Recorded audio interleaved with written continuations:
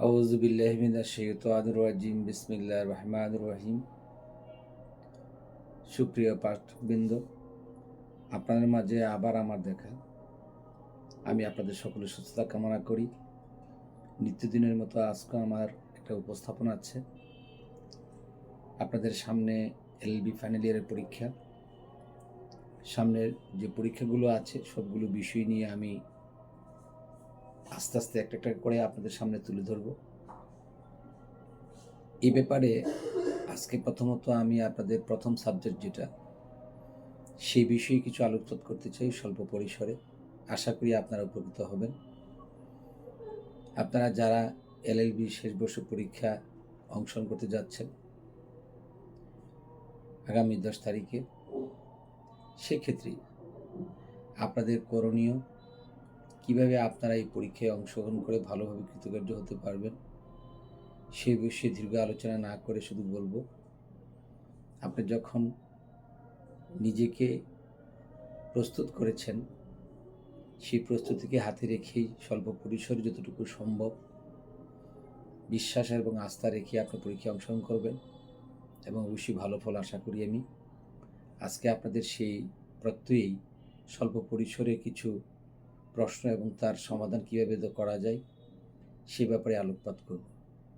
আপনাদের প্রথম পরীক্ষাটি যেটি, সেটি হলো সম্পত্তি হস্তান্তর ও বুদ্ধিভিত্তিক সম্পত্তি আইন।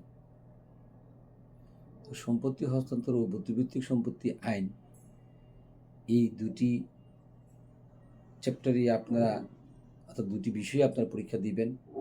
সেখানে 100 নম্বরের পরীক্ষা আছে। ক বিভাগ যেটা আছে সেখান থেকে আপনারা দুটি বিভাগ থেকে মোট 5টি প্রশ্নের উত্তর দিবেন। হয়তোবা ক বিভাগ থেকে 3টি বা 2টি, বা শেষ যেটা থাকে সেটাকে 2টি বা 3টি, মোট 5টি দিলেই আপনাদের হয়ে যাবে। তো আজকে আমি আপনাদেরকে শুধু সম্পত্তি হস্তান্তরের বিষয় নিয়ে একটু আলোকপাত করব। কাল বা পরশু আমি আরেকবার চেষ্টা করব বুদ্ধিভিত্তিক সম্পত্তি আইন নিয়ে আলোকপাত করার জন্য, তাতে আপনাদের সম্পূর্ণ ক্লিয়ার হবে আশা করি। যাই হোক, সুধী দর্শকবৃন্দ এবং আমার প্রাণপ্রিয় ছাত্রছাত্রী ভাই বোনেরা, যারা অধীর আগ্রহে আছেন আমার কাছ থেকে শোনার জন্য, আমি এলবি প্রথম পর্বের বিষয়গুলো আমি প্রত্যেকটি সাবজেক্ট ওয়াইজ আলোচনা করেছিলাম। অনেকেই উপকৃত হয়েছেন। আশা করি আপনাদের শেষ বর্ষের ক্ষেত্রে আমি প্রতিনিয়ত আপনাদের এভাবে আপডেট দিয়ে যাব। আপনারা চেষ্টা করবেন। অবশ্যই ভালো প্রস্তুতি নিয়েছেন, তথাপি আমি একটু আপনাদের প্রস্তুতির সাথে একটু সহযোগিতা স্বরূপ আলোকপাত করতে যাচ্ছি। এই সম্পত্তি হস্তান্তর আইনে যে বিষয়গুলো আছে, এগুলোকে চিন্তা চেতনার মধ্যে যদি আপনি আনতে যান, আপনি আইনাঙ্গনে আপনার জন্য ধারভার দুটোই ভালো থাকবে। তথাপি যেহেতু পরীক্ষার প্রস্তুতি স্বরূপ আমি আজকে অল্প পরিসরে বলবো। আপনারা দেখুন, সম্পত্তি হস্তান্তর আইনে এই পক্ষগণের কার্যত সম্পত্তি হস্তান্তর বলতে কী বুঝো, মানে সম্পত্তি হস্তান্তরটা কী, সম্পত্তি হস্তান্তর আইনের পরিসর মুসলিম আইন থেকে কতটুকু বাদ দেওয়া হয়েছে, এই বিষয়ে প্রশ্ন থাকতে পারে। আমি প্রথমত আপনাদেরকে যাব, সম্পত্তি হস্তান্তর আইনে হস্তান্তর প্রক্রিয়াটা 5টি ধাপে হয়ে থাকে, বা 5টি প্রক্রিয়া হয়ে থাকে, 5টি স্তরে হয়ে থাকে।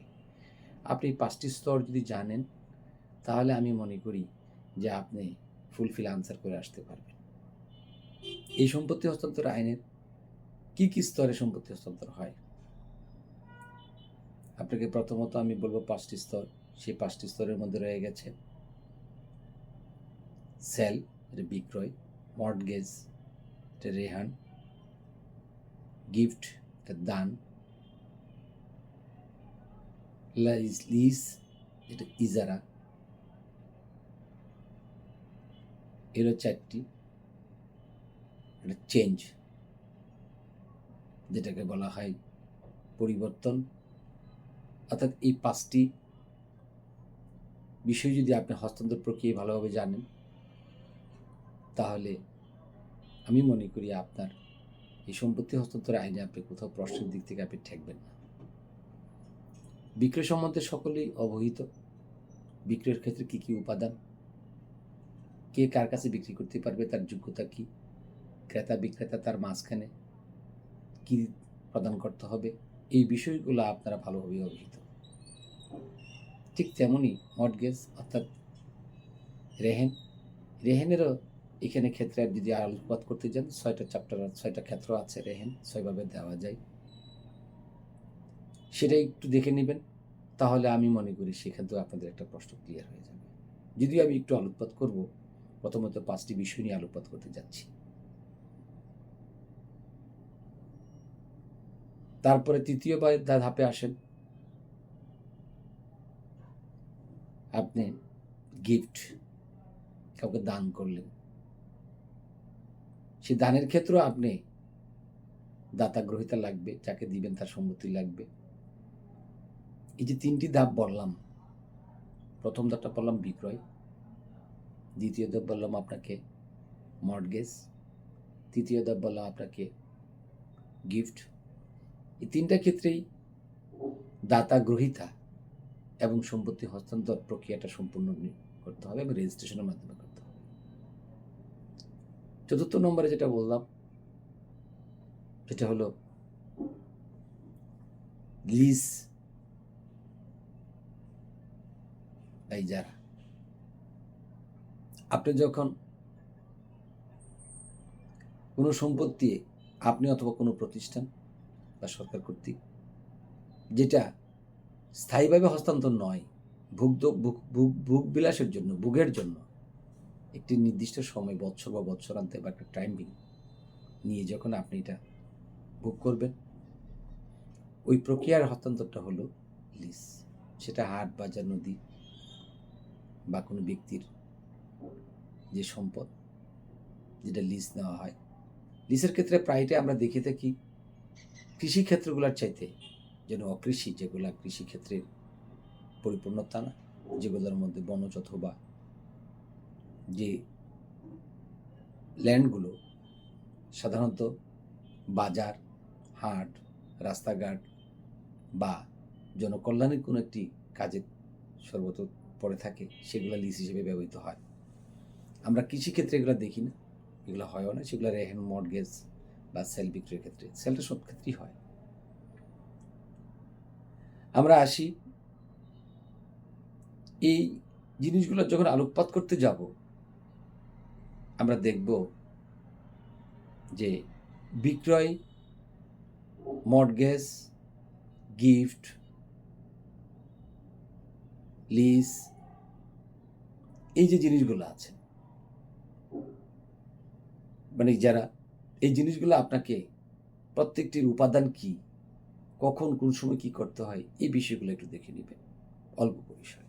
দেখবেন আপনার 2-3টা আনসার এখান থেকে হয়ে গেছে। আপনার তো দরকার 2টা বা 3টা, এখান থেকে হয়ে গেছে। তারপরেও বলছি, আপনি যখন সম্পত্তি হস্তান্তর আইন পড়তে যাবেন, সেখানে প্রথমত আসবে আপনার, যেমন আপনাকে বলি বিক্রয়ের উপাদান, পার্থক্য, কার সাথে, চুক্তির সাথে বিক্রয় কি পার্থক্য আছে, বিক্রয় কীভাবে করা যায়, ভূমি পরিবর্তে ভূমি হস্তান্তর কি বিক্রয় না, যেটা আমরা কে বলতেছি চেঞ্জ, পরিবর্তন, যেটা আমি ইতিমধ্যে বলে গেছি। এই চেঞ্জ বা পরিবর্তনটা আপনি কিভাবে করতে পারেন?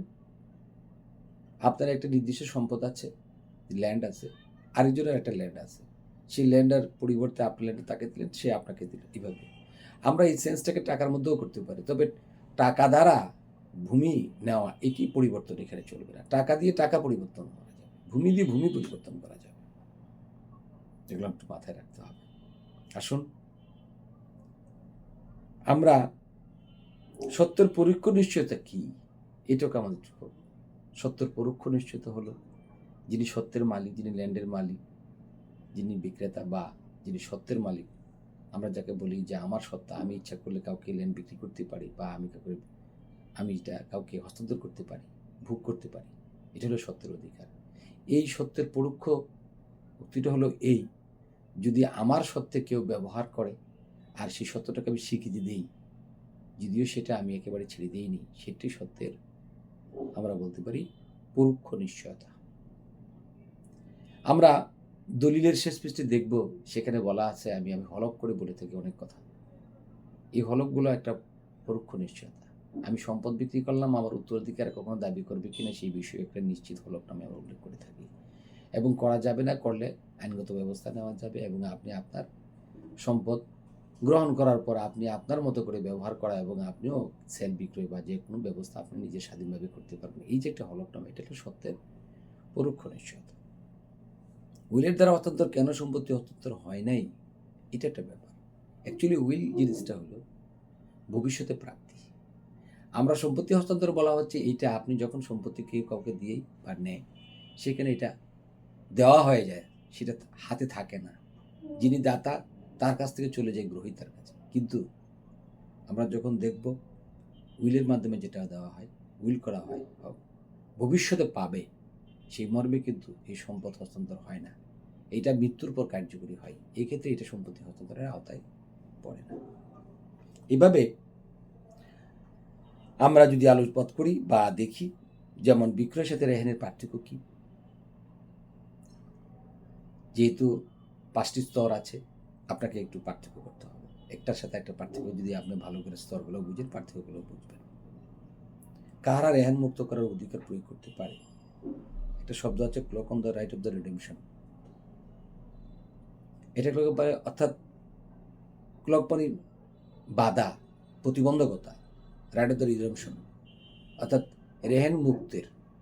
রেহেনের মুক্ত স্বাধীনতার যে বাধাটা। আপনি একটা কথা আছে, একদা বন্ধক সর্বদাই বন্ধক। যেটা আপনি রেহেন দিলেন সেটা আপনি সম্পত্তি কখনো কেউ নিতে পারবে না। যিনি রেহেন দাতা তার কাছেই ফিরে আসবে। আর এটা যে বাধা যেটা থাকে সেটা কি হবে না, আইনগতভাবে সিদ্ধ হবে না। যদি কোনো বাধা আসে সেটা আইনে অবৈধ হিসেবে স্বীকৃতি লাভ করবে। রেহেন কখনো নিশ্চিত বিক্রির ক্ষেত্রে যায় না। আমরা জানি রেহেনের 6টা চ্যাপ্টার আছে, সেখানের মধ্যে খাইখাসি রেহেন মানে খাইখালাসি বন্ধক যেটাকে বলা হয়, একটা হলো খাইখালাসি বন্ধক, একটা হলো চুক্তিভিত্তিক বিক্রয় বন্ধক। অর্থাৎ যে আপনার যদি এরকম বন্ধকি এরকম নিজেই বিধিবদ্ধ নিয়ম করে থাকে, নির্দিষ্ট সময়ের মধ্যে আপনার রেহেন উদ্ধার না করলে তা এই সম্পত্তি বিক্রয় হিসেবে সাব্যস্ত হবে। সেই ক্ষেত্রে এই দুটো রেহেনই আপনার ছাড়া বাকি যে রেহেনগুলো আছে সেগুলো আপনার টার্ন করবে, ফিরে আসবে, সেগুলো আপনি ধরে রাখা যাবে না। অর্থাৎ এই দুটো রেহেনের ক্ষেত্রে শুধু আপনি চার্জ সৃষ্টি করতে পারেন আদালত কর্তৃক। আপনি তার প্রাপ্তির জন্য মামলা করে চার্জ গঠন করে আপনি কি করতে পারেন, আপনি এই সম্পদগুলো আপনি নিজে নিয়ে আসতে পারেন। এছাড়া এই কোনো বাধা প্রতিক্রিয়া আপনি থাকে না। এক্ষেত্রে Kolkata right of the redemption, তার রেহেন মুক্তির যে কথাটা, রেহেন সর্বদাই রেহেন যে কথাটা, এই কথাটা এই পরিভাষায় দিয়ে প্রাধান্য পেয়েছে। আমি আরেকটু সামনে অগ্রসর হব, বিশেষ করে আপনাদের মাঝে যে কথাগুলো আসতে পারে, ইজারা, কিভাবে একটি ইজারা প্রদান করা হয়, ইয়ার উপাদান আলোচনা করা। ইজারা বাজেয়াপ্তকরণ কিভাবে এবং কোন উপায়ে একটি ইজারা পরিসমাপ্ত হয়, ইজারা গ্রহীতার অধিকার সব আলোচনা করে। লিজ এবং লাইসেন্সের মধ্যে পার্থক্য কি? লিজ মানে হলো ইজারা, আর লাইসেন্স মানে হলো আপনার কোনো বস্তু সত্য ব্যবহার করার জন্য আপনার আইনগত একটি পত্রধারা আপনাকে সর্বসময় ওই বস্তুটি ব্যবহার করার জন্য আইন আপনাকে সাপোর্ট করার পত্র দেওয়া। এখানে দুটো পার্থক্য, লিজ এবং লাইসেন্সের মধ্যে পার্থক্য লিখবেন, দেখবেন। ইজারাটা মূলত 3 ধরনের হতে পারে, বৎসর অথবা বৎসরের অধিক বা নির্দিষ্ট একটি সময়। এরপরে ইজারা পরিবর্তন বিয়োজন বা ফেরত আসতে পারে। এখন আসতে পারে ইজারার পরিসমাপ্তি কিভাবে হয়। ইজারার যে আপনার সাথে যে কন্ট্রাক্ট বা আপনার সাথে যে চুক্তি, এই চুক্তির পরিসমাপ্তি তখনই ঘটবে যদি আপনি এই ইজারার শর্ত অনুসারে আপনি যদি অগ্রসর হতে না পারেন, বা যদি শর্ত অনুসারে অগ্রসর হয়ে তার নির্দিষ্ট সীমারেখা অতিক্রম করে, সেক্ষেত্রে আলটিমেটলি পরিসমাপ্তি ঘটে যায়। সর্বোপরি পরিসমাপ্তি ঘটানোর কারণটা হলো শর্তের উপর নির্ভর করে। শর্ত ভঙ্গ করা মানে পরিসমাপ্তি ঘটে যাওয়া। যাই হোক, আপনারা মূলত এই সম্পত্তি হস্তান্তর আইনের এই 5টি ধাপকে পড়বেন। পাশাপাশি এই 5টি ধাপের আলোচনা করতে গিয়ে আপনারা একটার সাথে একটা পার্থক্যটা কীটা পড়বেন, তাহলে 3টে প্রশ্নের উত্তর অনায়াসে পেয়ে যাবেন। আমি আপনাদেরকে আর বেশি সময় নষ্ট করব না। আগামী পরশুদিন হয়তোবা আপনাদের জন্য বুদ্ধিবৃত্তিক সম্পত্তি আইন নিয়ে আবারও একটু আপনাদের মাঝে আসবো এবং কথা বলবো। এই পর্যন্ত আপনাদের সাথে আমার সাথেই থাকুন। সকলকেই বিষয়টি ভাগ করে নিন, একে অপরকে অবগত করুন, সাবস্ক্রাইব করুন। নিজেরা ভালো থাকুন, ভালো করে পড়ুন। আমি ভালো প্রত্যাশা করি। আল্লাহ হাফেজ।